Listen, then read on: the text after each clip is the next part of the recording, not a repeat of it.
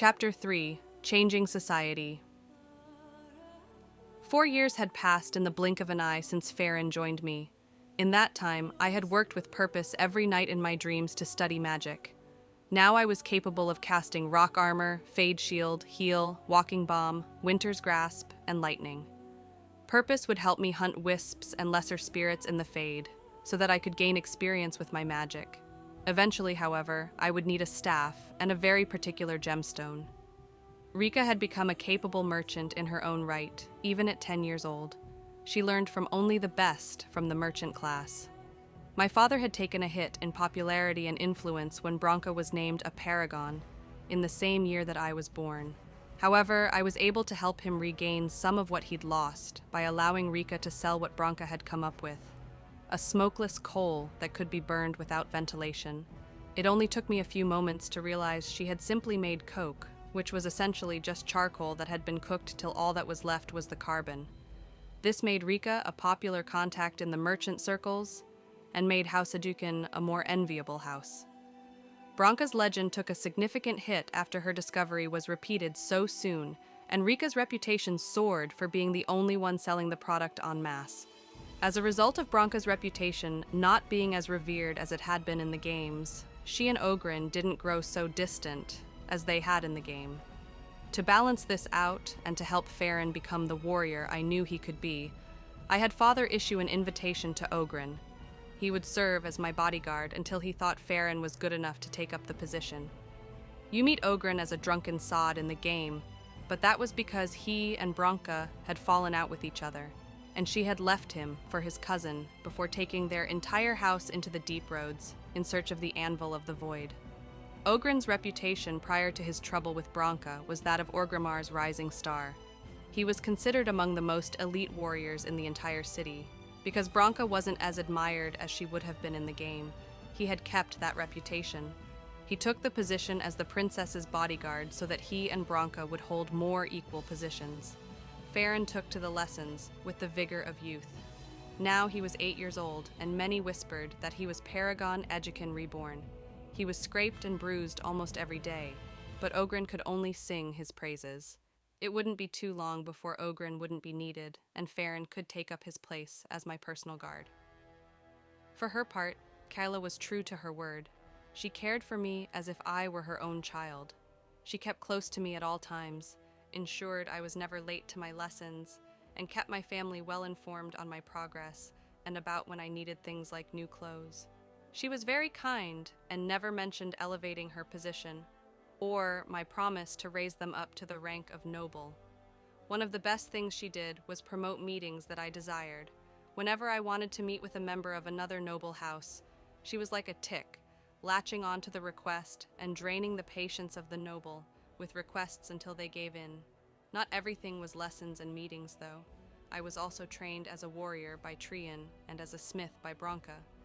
Trian wanted to make sure that I was capable of defending myself in combat, as was proper for an Aeducan whose house was raised to nobility by the acts of the greatest warrior in Dwarven history. He took those training sessions to question me about my magic and to test how well I was coming along with it. We still hadn't told anyone that I was mage. Branka had agreed to teach me smithing when I approached her one day when she had come to the palace with Oghren. There really wasn't much she could really teach me since I had been forging in my first life longer than Branka had been alive in this one. However, I revealed my skills as her lessons progressed, making her feel like an excellent teacher and that she was creating a prodigy in me. Trian didn't think I should lower myself to the forging, but I convinced him that anything made by an actual Edgykin would sell for a king's ransom and would likely become an heirloom to other Dwarven families. I was also able to make new friends. Among them were Orta of the warrior caste and Dagna and Ruck of the smith caste. I looked for them specifically because of their quests in the game. Orta was a sweet girl who was turning into a fine warrior, but her parents insisted that they came from House Ortan, whose founding paragon was Caradin Ortan, the dwarf who created the Anvil of the Void and used it to create golems. Eventually, we would prove her and her parents right by reclaiming Ortan Thaig. Dagna was a dwarf obsessed with magic and learning about it. I always adored her in the game and decided that when I was able to reveal that I was a mage, She would not only become super devoted to me, but together we could research magic in the hopes of making more dwarves capable of becoming mages. Ruck's story was always so tragic that I wanted to keep him safe. I asked Branka if she would bring him with her during my lessons, so I could have someone closer to my age to learn with. Eventually, I would ask him to remain with House Iduken to be one of our smiths. For my 5th birthday, I asked father and mother to bid the guests bring no gifts. Instead, I wished to speak to the assembly on my birthday about a matter that I believed could enrich the lives of everyone in Orzammar.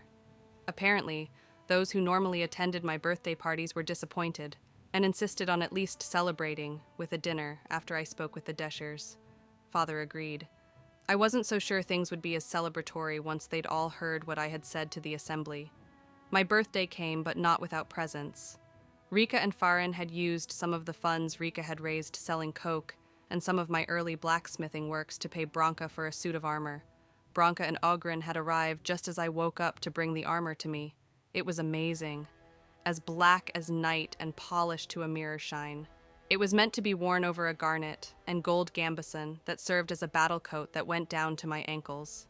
It was a style I fell in love with and would work diligently to reproduce in the future. Trian gifted me with a walking staff that held a blade in it. He assured me that it was for more than just swinging and tossed me a wink when he said it. Apparently, he had it commissioned from some expert craftsman that lived on Lake Calenhad. I was so happy that I embarrassed him by jumping up and giving him a hug while I was adorned in my new armor. Mother had heard about the armor Branka was making for me and had been the one to commission the garnet and gold gambeson. She wanted me to have something to wear that looked respectable, even when not worn with the armor. Father's gift was, of course, pulling enough strings so that I could speak to the assembly. It was no secret that some of the Deshyrs thought it ridiculous that a child, no matter how intelligent or talented, would be able to address them on any subject worthy of their time. But I was still granted the time, and I was going to use it to make Orzammar the most prosperous it had been since the fall of the Dwarven Empire. In the afternoon, I was escorted to the chamber of the assembly. I was escorted by Trian, Ogren, and Farin. I could hear the arguments and shouting of the Deshyrs from behind the stone doors that led to the assembly chamber. For the first time in a long time, I felt nervous. What I had done for a living did require that I speak to groups regularly, but never one so large or about something so controversial. I found myself hesitating when the assembly doors opened and Steward Bandalore called for us to enter. Farin gave me a reassuring expression, Trian clapped my shoulder, and Ogren just grinned and said, "Knock 'em dead, princess. We're right beside you." I swallowed my nervousness away, put on an air of dignity and confidence, and marched into the chamber of the assembly. Making my way down the stairs to the center of the chamber, I was reminded how small I still was. The center of the chamber was the lowest point in the circular room. Rows of seats were placed at high and higher levels of the chamber, with the most prominent members being seated at the bottom and the least influential at the top. Father, of course, was seated directly across from the stairs I descended, smiling confidently at me. All was quiet as I stopped. Steward Bandalore smiled and bowed to me. "Lady Iduken, it is with no doubt in my mind that I, on behalf of all the Deshyrs assembled today, gladly welcome you the assembly chamber." He was sincere in his welcome, but I knew that he was lying when he included everyone else in the assembly. Still, I smiled back at, "Thank you for allowing me to speak." "Of course, princess," the steward said. "Whenever you wish to begin, you may." I nodded and motioned to Farin, who was holding a large stack of parchments. "Before I begin, I would like to hand one of these pamphlets to everyone present. In fact, they are labeled for which Deshyr should receive which pamphlet." "Guards!" Father called out. "See those passed out quickly?" The chamber guards obeyed and took the pamphlets from Farin. "I ask that no one open the pamphlets until after I say so," I spoke to the assembly. "What I have come to speak on today will be explained in finer detail as it pertains to your house in your personalized pamphlet." "I would have this request enforced," Steward Bandalore said. "If our princess has gone to the trouble to create so many personalized items, we should honor that effort by hearing her out first. Do I have a second?" I knew that Father couldn't vote on the request, but I didn't need him to. I will second that motion," Branka called out from only a few seats down from my father. "Who will join me?" More and more agreement came from the chamber. quickly following the lead of Bronca. After all, who didn't wish to curry favor with the first living paragon in 4 generations? So be it, Steward Brandalore said.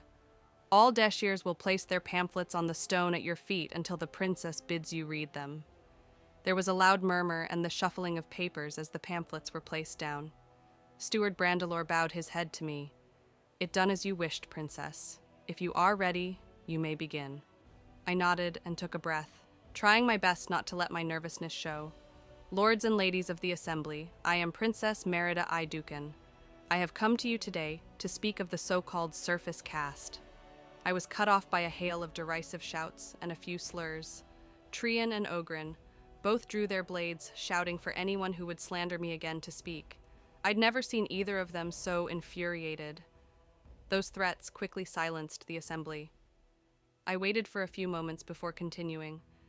The Dwarven Empire was once a continent spanning a series of roads and thaigs, larger than any surface kingdom or empire, or all of them combined.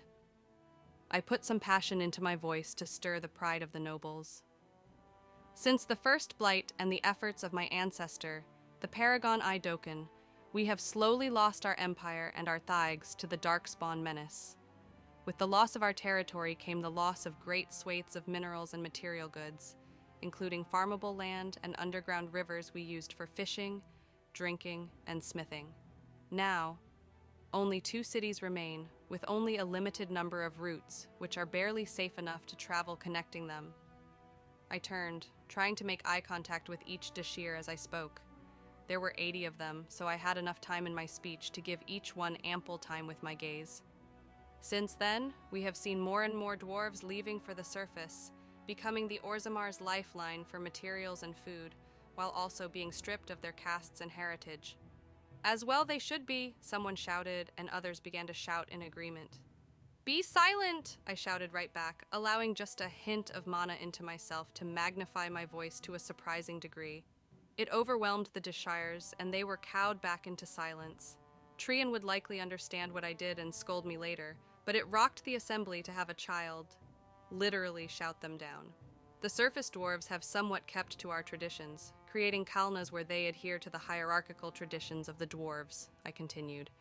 In doing so, they have accrued vast amounts of wealth and prosperity that would make most of you in the assembly here today blush with envy. The profit from the surface races as well as their own people who actively scorn them. What do? Argue back and forth on whether they should keep their caste or not for financial or personal gain, never considering how Orzammar could benefit from them, never considering how the Dwarven Empire could benefit from them.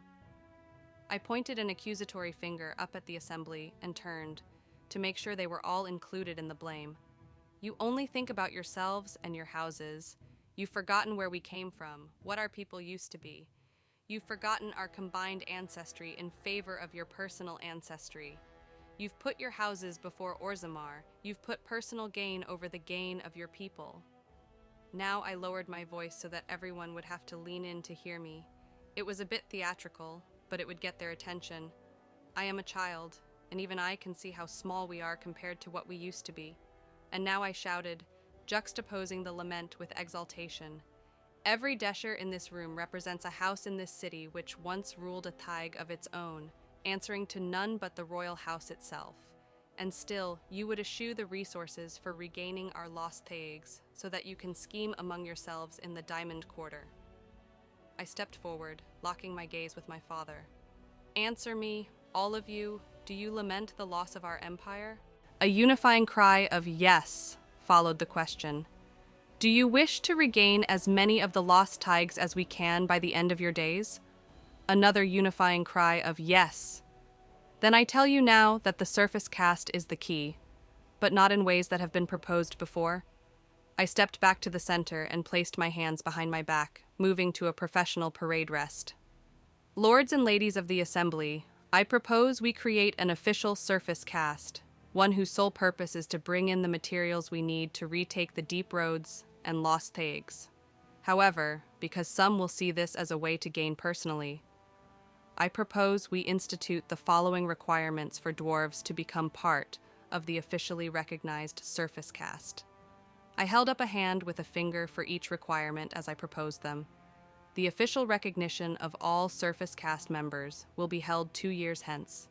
This will give any who wish to become surface caste time to prepare. First, in order to be recognized as surface caste, a dwarf must open a business dedicated to bringing in materials, goods, or wares that Orzammar requires not only for daily life, but also those needed for the aggressive push of eradicating the lost thags. Second, each business must have a stone building carved into the side of the mountain path that leads up to Orzammar's gates. This will ensure that each business is dedicated and prepared to function in perpetuity for the good of Orzammar and the return of the Dwarven Empire. Third, prospective surface caste members must show a reliable and constant ability to provide the materials, goods, or wares they have dedicated themselves to procuring over a period of at least 10 months from the establishment of the surface caste. This will show the business ability to reliably provide what it has dedicated to providing. Fourth, each business must provide a list of 20 other prospective businesses that they would recommend for admission into the surface caste, even if they themselves are not admitted. This will require the businesses to work together and create ties within the surface caste community, promoting an air of cooperation and promotion. Finally, the fifth requirement: every head of each business will agree to renounce any familial ties they have to any noble house or lesser family they have in Orzammar, and agree to have the assembly choose another dwarf from another business to be married to. Also, anyone working for that business will be integrated into the family that is created this way. This will allow the assembly to create larger businesses from the ones already established and help integrate the new surface caste families together, condensing their influence and dwindling the population of Dust Town, which will open room for more prosperous dwarves of lower castes to expand their shops and workhouses. I looked around the chamber and found, to my surprise, most of the Deshyrs with looks of genuine consideration. I waited for the conditions to sink in before taking a deep breath and continuing. I think this proposal will remove any thoughts of inherited debts, financial gain, or creating a new caste that is too large to control. Now I will ask that you each open your pamphlets. A rush of parchments was all that could be heard for several moments. Inside you find that I have listed every member of your houses or branching family, servants, or associated families from other castes that have gone to the surface.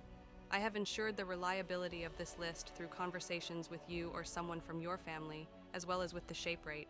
I have also included all possible debts owed to you, or by you, through those on the surface should you wish to take this proposal in a different route. Also included are what you will gain if you agree to go through with this proposal. Each house will be required to help retake the lost thags, and to do so, their warriors and other support personnel will need the best materials the surface can provide. This means that your houses will receive a percentage of all materials the surface caste provides, as well as a percentage of the taxes brought in by the surface caste in order to pay your smiths, artisans, servants, warriors, and some to keep to bolster your own coffers. I looked around the chamber and saw a mixture of emotions, but none so often as awe. They were surprised at the thoroughness of the proposal and the information in their pamphlets. I finished in a thankful tone to suggest that it was the assembly that did me the favor of proposing something that would bring them riches and entire cities to rule over. With that, my lords and ladies, I conclude my proposal. It is my hope that you will consider what I have said and vote to agree to the implementation of the surface caste. It took Steward Brandelor several moments to come to his senses, as he was still in the middle of looking over his own pamphlet. He cleared his throat. Lords and ladies of the assembly, our princess has finished her proposal and awaits your decision. This is a matter of monumental effort and importance. So I ask you all, does anyone wish to question the princess for details? Deafening silence followed the question. The steward was about to ask for a vote before one of the Deshyrs asked, "How do we know that House Educan doesn't plan to gain more than anyone else from this?" "You swine!" Ogren growled and drew his blade once more. "How dare you suggest that?" I held my hand out to stop the warrior from trying to cut the Deshyr down. I recognized the speaker. Lady Kradash, my father can read our pamphlet to you if you wish. House Educan will receive a smaller share of goods and taxes than any other house. Why would you do that? Lady Kradash asked quickly. How does House Iduken gain from taking a smaller share? It was my turn to growl. Have you not heard a word I've said? My concern is not for House Iduken, it's for regaining our lost empire. But to answer your question, my lady, House Iduken will take a smaller share because the ruling family already gains more in taxes and tithe from the surface than any other house. We need less, so we get less. And if you doubt my sincerity, then I will have Steward Brandalore read our pamphlet out loud to you. With the threat of an angry ogren, and no other voices joining in to voice doubt or concern, Lady Kradash sat back down in silence. If there are no other questions for Princess Idukan, Steward Brandalore called out, then I ask the assembly to ready their voices. The question that stands before us is as follows. Should the assembly agree to creation of a new surface caste 2 years from now under the conditions set forth by Princess Idukan? All those in favor of this proposal say aye. A resounding cry of aye echoed through the halls of the assembly. And all those opposed? The steward asked. Nay, shouted Lady Kradash. No sooner had the word left her mouth than several of the Deshyrs around her set upon her with their weapons. They cut her down and left her lying at her seat, in a pool of her own blood. I was shocked by the sudden explosion of violence, but didn't dare protest the behavior. Steward Brandalore cleared his throat and ignored the occurrence entirely. There are no dissenting votes. Princess Iduken's proposal passes. The announcement will be made in the morning in each quarter, and we will— Wait! My father called out and stood, approaching the steward. Steward Brandalore knelt before him. My king, we will gladly hear what you have to say. Father stepped toward me and looked at me as if seeing me in a new light, lords and ladies of the assembly. I ask that we charge my daughter with the responsibility of making this announcement to every quarter, as well as to those gathered in their stalls outside the city gates. If she wishes to see this done, then the first step of this journey should be hers to take. What say you all? This suggestion came as much of a surprise to me as it did the assembly. This would mean putting me in harm's way by going to Dust Town and possibly making me casteless if the creation of the surface caste doesn't actually happen by sending me to the surface.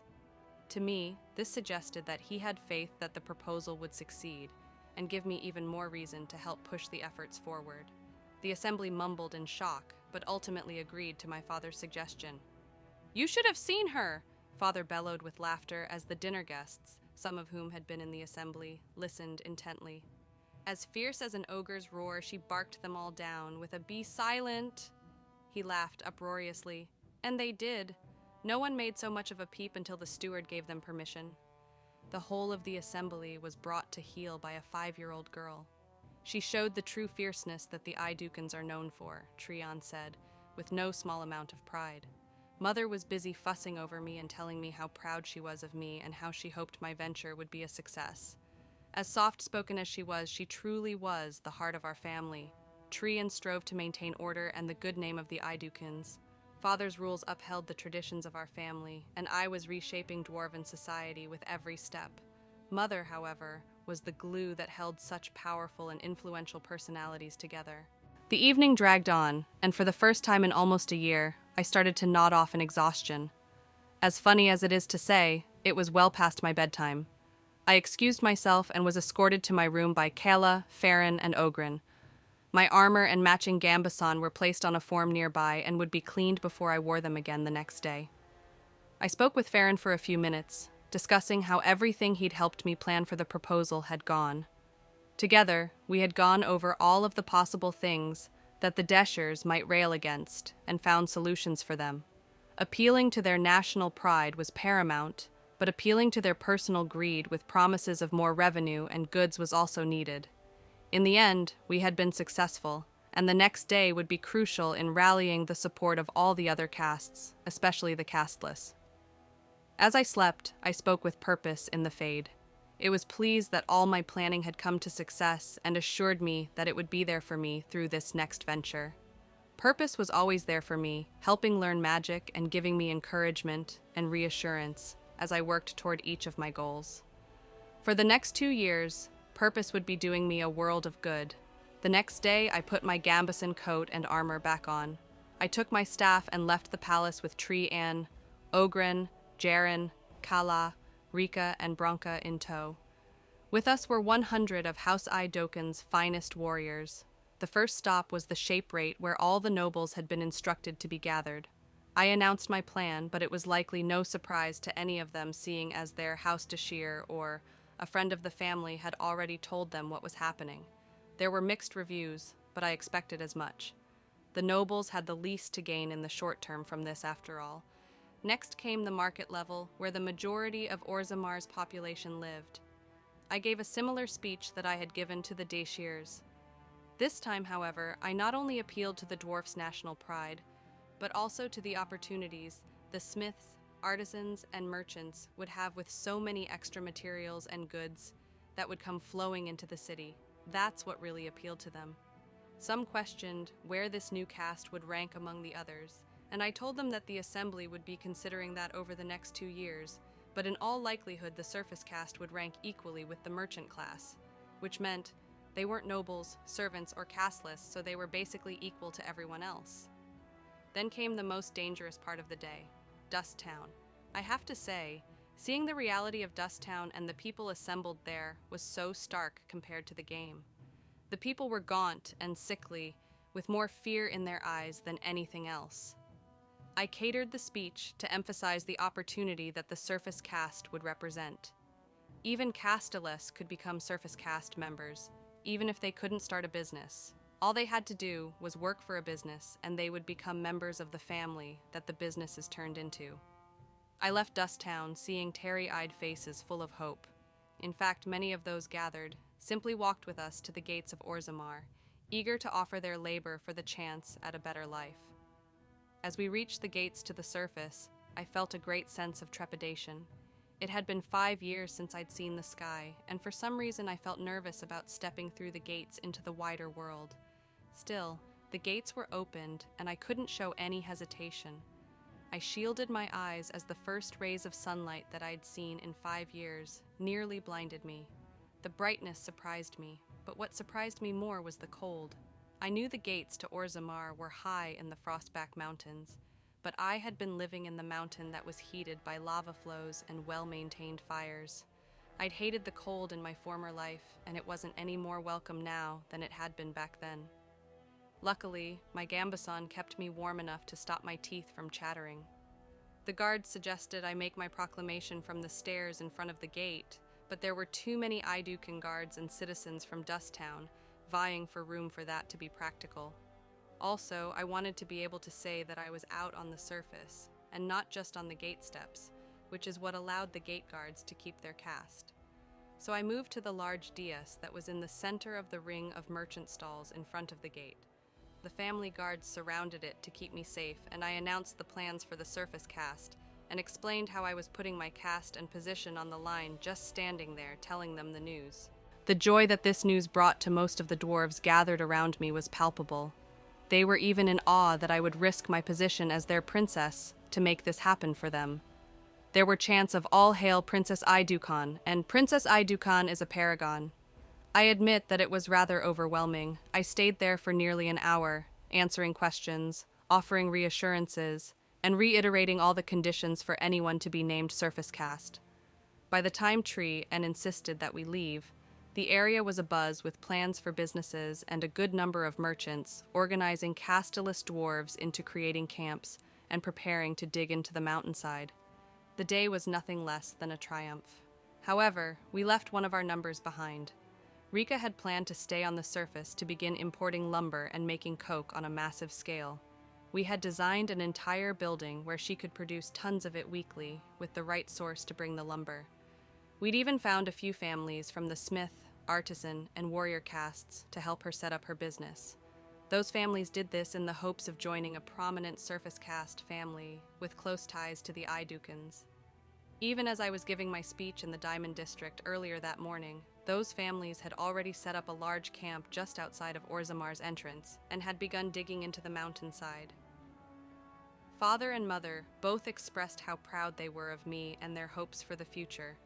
We had a good dinner, and everyone was discussing the next steps to ensure the success of the venture. Farin and I celebrated back in my quarters by talking about how we could support Rika over the next 2 years. As I slept, Purpose took great pleasure in my success with the announcements. It had been a busy day all in all, and for the next 2 years, this was going to be my everything.